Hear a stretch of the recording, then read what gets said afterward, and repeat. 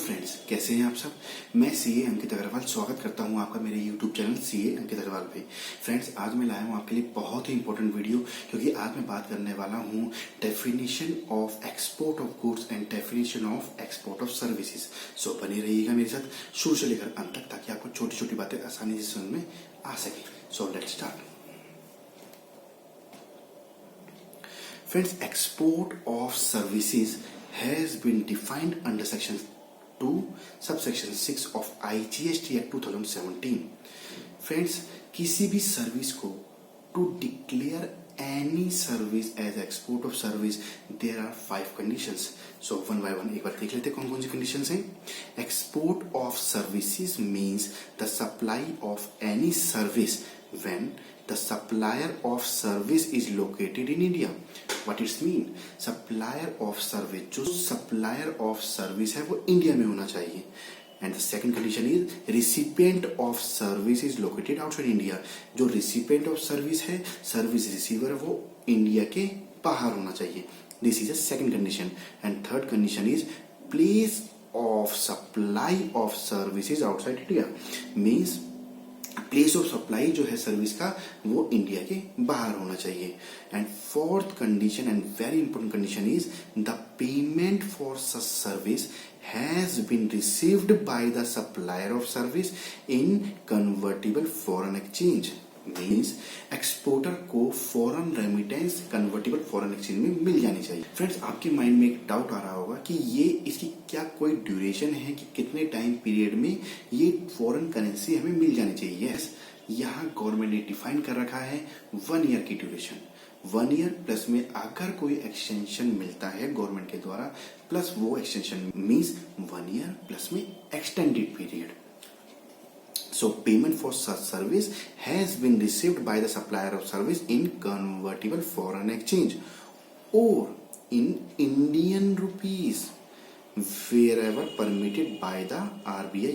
Friends, ऐसे कौन सी conditions हैं, ऐसे कौन से एरियाज हैं या ऐसी कौन सी कंट्रीज हैं जहां गवर्नमेंट अलाउ करती है कि अगर हमें रेमिटेंस इंडियन करेंसी में भी रिसीव होती है देन ऑल्सो ये कंडीशन फुलफिल मानी जाएगी। फ्रेंड्स, लाइक अगर हम एक्सपोर्ट करते हैं नेपाल या भूटान फ्रेंड्स, और यहां से अगर रेमिटेंस हमें इंडियन रूपी में रिसीव होती है देन ऑल्सो ये कंडीशन फुलफिल मानी जाएगी। फ्रेंड्स, यहां गवर्नमेंट ने रिलैक्सेशन दे रखी है।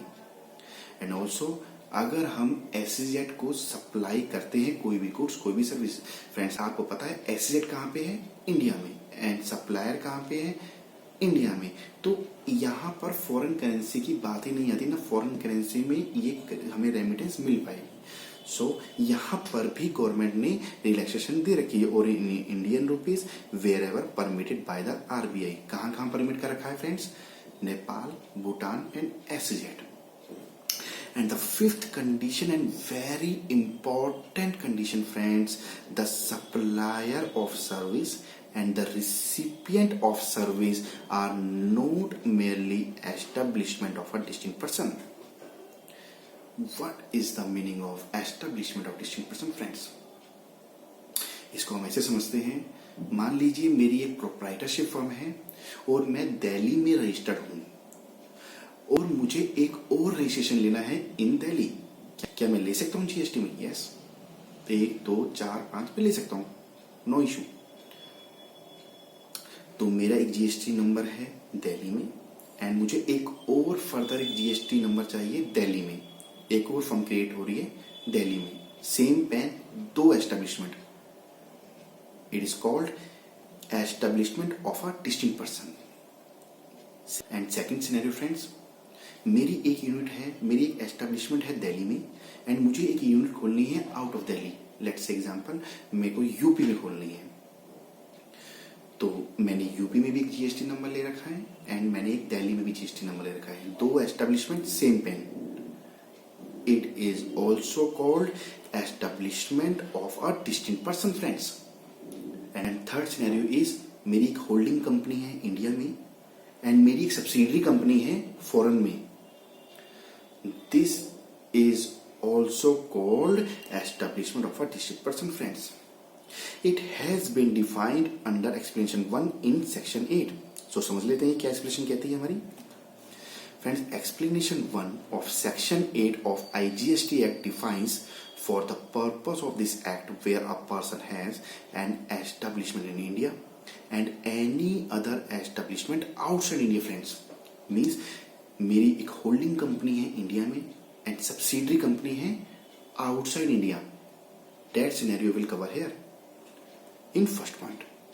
And second scenario is an establishment in a state or union territory and any other establishment outside that state and union territory. Friends, मेरी एक यूनिट है दिल्ली में एंड दूसरी यूनिट है यूपी में. That scenario will cover here.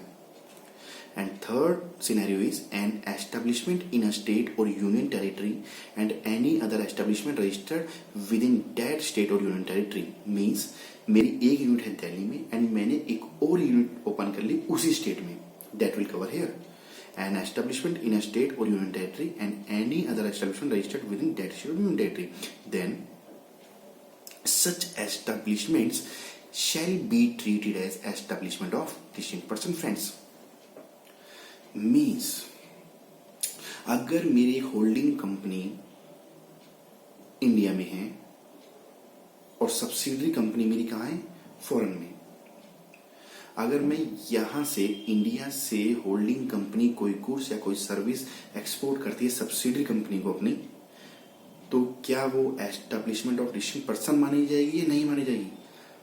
Friends, explanation 1 यही कहती है कि ये मानी जाएगी, एस्टेब्लिशमेंट ऑफ डिस्टिंक्ट पर्सन मानी जाएगी, एक ही पर्सन की 2 यूनिट मानी जाएगी. It has been defined as per explanation 1 of section 8 of IGST act. So read कर लेते हैं दोबारा से. कंडीशन 5 क्या थी. The supplier of service means holding company जो एक इंडिया में है एंड रिसिपेंट ऑफ सर्विस जो आउटसाइड इंडिया है, फॉरेन में, are not merely establishment of distinct person. Friends, वो एक ही पर्सन की 2 यूनिट नहीं होनी चाहिए, बट एज पर एक्सप्लेनेशन 1 ये एक ही पर्सन की 2 यूनिट हैं. It is a establishment of distinct person. Friends, means ये कंडीशन फुलफिल नहीं हो रही है. बट फ्रेंड्स, यहां एक प्रैक्टिकल प्रॉब्लम आ रही थी.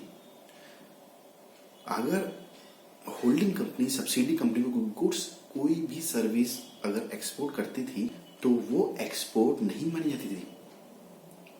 अगर वो एक्सपोर्ट नहीं है देन गवर्नमेंट के इंसेंटिव भी वो क्लेम नहीं कर सकती थी. Friends, due to this problem government has inserted explanation 2. देख लेते हैं friends. Explanation 2 of section 8 of IGST act. A person carrying on a business through a branch और एन एजेंसी और a representational office in any territory shall be treated as having an establishment in that territory. What it mean? Friends, अगर इस explanation के according अगर मेरी एक unit holding company मेरी India में है और सब्सिडी कंपनी मेरी फॉरेन में है, तो as per this explanation foreign company वाली मेरी यूनिट उस टेरिटरी की मानी जाएगी जहां पर वो रजिस्टर्ड है. क्या ये अभी भी एस्टेब्लिशमेंट डिस्टिंक्ट पर्सन मानी जाएगी? नहीं. फ्रेंड्स, एक बार दोबारा देख लेते हैं. The supplier of service and the recipient of service are not merely establishment of distinct person. एक ही पर्सन की 2 यूनिट नहीं होनी चाहिए. क्या एक ही पर्सन की 2 यूनिट है? नहीं. जो फॉरेन यूनिट है मेरी, that will be treated as establishment of that territory. It will not be treated as establishment of distinct person. Friends, आशा करता हूं आपको एक्सपोर्ट ऑफ सर्विस की डेफिनेशन क्लियर हो गई होगी. सो एक्सपोर्ट ऑफ गुड्स देख लेते हैं. Friends, export of goods has been defined under section 2 subsection 5 of IGST Act 2017. Friends, export of goods with its grammatical variation and cognate expression means taking goods out of India to a place outside India. Friends, जिस तरह से government has defined 5 conditions to treat any service as export of service, but in case of goods government ने कुछ ऐसी ज्यादा condition define नहीं कर रखी. सिर्फ एक कंडीशन है कि वो गुड्स हमारा एक्सपोर्ट हो जाना चाहिए from India and foreign company में चले जाना चाहिए. only one condition is there, and second condition is also there, which has been inserted with effect from 23rd March 2020 friends. Realization of foreign exchange जो हम export of services की definition में पढ़ चुके हैं फ्रेंड्स, ये condition also has been inserted here. Realization of foreign exchange is required in case of export of goods with effect from 23rd March 2020. Friends, यहाँ मैं इंडिया की डेफिनेशन में आपके साथ डिस्कस नहीं कर रहा, बट एक ओवरव्यू ले लेते हैं कि इंडिया की डेफिनेशन आखिरकार है क्या. बिकॉज यहाँ पर डिफाइन किया गया है कि गुड्स इंडिया के बाहर चले जाना चाहिए. It is a mandatory condition that goods is to be out of India to a place outside India. तो इंडिया की डेफिनेशन क्या है फ्रेंड्स, वो मैं यहाँ पे डिस्कस नहीं कर रहा, बट एक ओवरव्यू ले लेते हैं. इंडिया, आपको पता है फ्रेंड्स, इंडिया के चारों ओर सी वाटर है. ठीक है, इंडिया के चारों जो सी वाटर है, वहां का जो 12 नॉटिकल माइल्स का जो एरिया है, that is called territorial water. ये इंडिया के एरिया में ही है, इंडिया की डेफिनेशन में ही है friends. And thereafter area up to 200 nautical miles, it is called exclusive economic zone. It is also under the area of India. Friends, it means अगर हमारा गुड्स इसी एरिया में है तो इसको एक्सपोर्ट नहीं माना जाएगा. इसे ये नहीं कह सकते हम कि ये आउट ऑफ इंडिया हमारा गुड्स चला गया. But after that this area is called high sea area. इस एरिया के बाद हम ये कह सकते हैं कि हमारा गुड्स आउट ऑफ इंडिया चला गया. After this area, right, this area is covered under the definition of India. Friends, आशा करता हूं आपको मेरी वीडियो अच्छी लगी होगी. अगर आपको मेरी वीडियो अच्छी लगी हो तो वीडियो को लाइक कर दीजिए, चैनल को सब्सक्राइब कर दीजिए एंड बेल आइकन को प्रेस कर दीजिए ताकि मेरी आने वाली वीडियो की नोटिफिकेशन आपको मिलती रहे. मैं आपके साथ जल्द ही मिलता हूँ नई वीडियो